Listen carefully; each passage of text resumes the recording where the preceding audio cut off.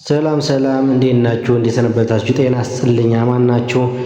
የሔዋን ዩቲዩብ ጤና መረጃ ተከታታዮች ሰላም ናችሁ? እንዴት ሰነበታችሁ? ይቅርታ እንግዲህ ሰሞኑ በአንዳንድ ስራዎች ትንሽ ጠፍቻለሁ ማለት ነው። ዛሬ በአንድ አርዕስት ወይ ደግሞ የጤና መረጃ ተመልሼ መጥቻለሁ ማለት ነው።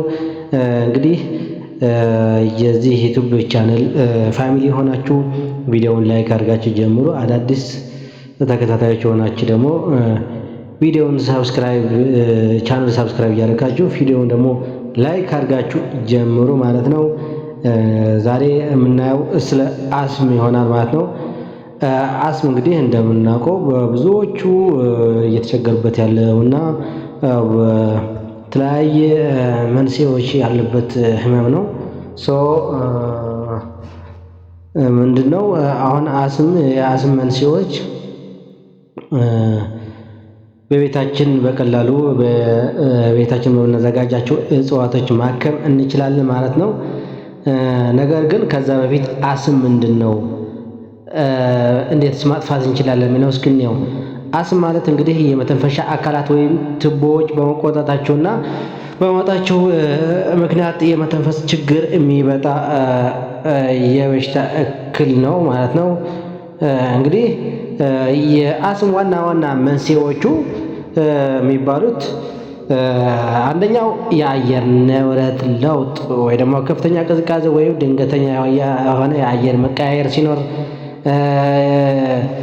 ለምሳሌ ከአንድ ሀገር ወደ አንድ ሀገር ወይ ከአንድ ከተማ ወደ አንድ ከተማ ስንቀያየር የዛች የምንሄድበት አካባቢ ካልተሰማማን ወይ ደግሞ የአየር ብክለት ካለ ወይ የሆነ ሌላ ሽታ ካለ እዛ አካባቢ አንዱ መንስኤ ነው ማለት ነው።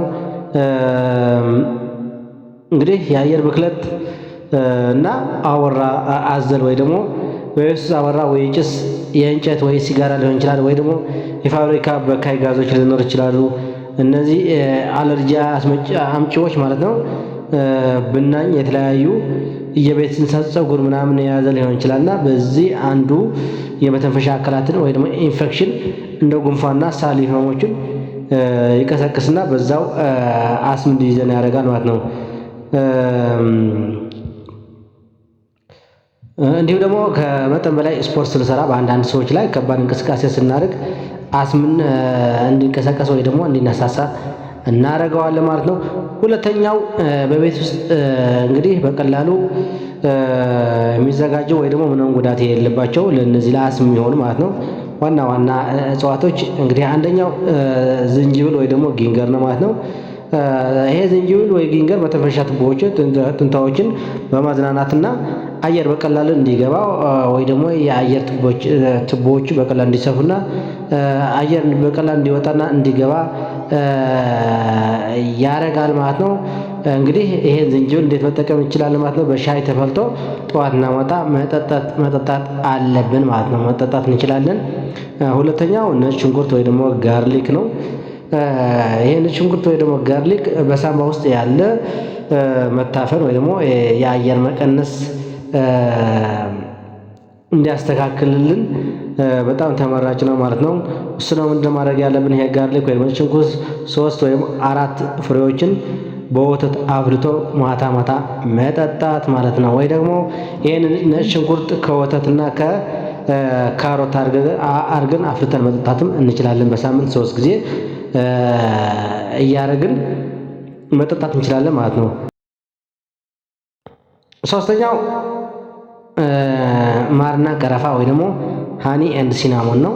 ማር የመተንፈሻ ቱቦዎችን ያጸዳል፣ ቀረፋ ደግሞ ባክቴሪያዎችን ይከላከላል ማለት ነው። ሁለቱም በጥብጦ በየቀኑ 1 ማንኪያ መውሰድ ማለት ነው። ሁለቱም 1 ማንኪያ በየቀኑ ከማሩም ከሲናሞኑም መውሰድ ማለት ነው፣ ወይ ደግሞ ቀረፋ ማለት ነው። አራተኛው የባህር ዛፍ ቅጠል ወይ ደግሞ ቀላጵጠስ ምንለው ቅጠሉን በሙቅ ውሃ አፍልተን እንፋሎት መታጠን ማለት ነው። እንግዲህ ይህን በቀላሉ የተዘጉ የመተንፈሻ ቱቦዎችን እንዲከፈትልን ያደርግልናል ማለት ነው። ስለዚህ እነዚህ ነገሮች መጠቀም እንችላለን በቀላሉ ሌላ ወጪ ሳናወጣ በቤታችን ውስጥ አዘጋጅተን ዝንጅብል፣ ነጭ ሽንኩርት ብቻውን፣ ማርና ቀረፋ እና ባህር ዛፍ ዘፍዝፈን በሙቅ ውሃ አድርገን እንፋሎትን መታጠን። እነዚህ አራቱ ዋና ዋና የአስም መከላከያዎች ናቸው ማለት ነው። ቤታችን ውስጥ በቀላሉ እነዚህ መጠቀም እንችላለን። ምንም አይነት ሳይድ ኢፌክትም የሌላቸው ናቸው ማለት ነው። ነገር ግን ከዚህ አልፎ በጣም የሚከብደን ከሆነ እነዚህ ነገሮችን ተጠቅመን ለውጥ ከሌለው ግን ቀጥታ ሕክምና ሄደን መድኃኒት ወይ ሕክምና ማግኘት መቻል አለብን እንጂ አስም ከቆየ ለተለያየ ችግር ሊያመጣብን ይችላል። ለተለያየ ችግር ሊያጋልጠን ስለሚችል ጊዜ መስጠት የለብንም ማለት ነው። እንግዲህ የዛሬው ቪዲዮአችን ይሄን ይመስላል።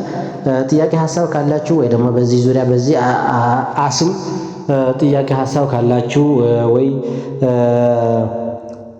የምትፈልጓቸው መድኃኒቶች ካሉ ምን መግዛት አለብን፣ እኛ ያለንበት እዚህ አካባቢ ነው፣ ከፋርማሲ ምን መግዛት አለብን ብላችሁ የምጠይቁ ጥያቄ ካለ ትችላላችሁ።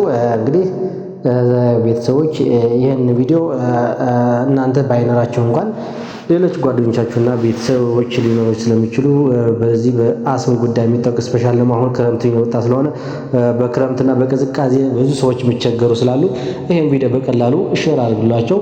እናመሰግናለን። ቀጥታ በሌላ ቪዲዮ እናመጣለን። ቻው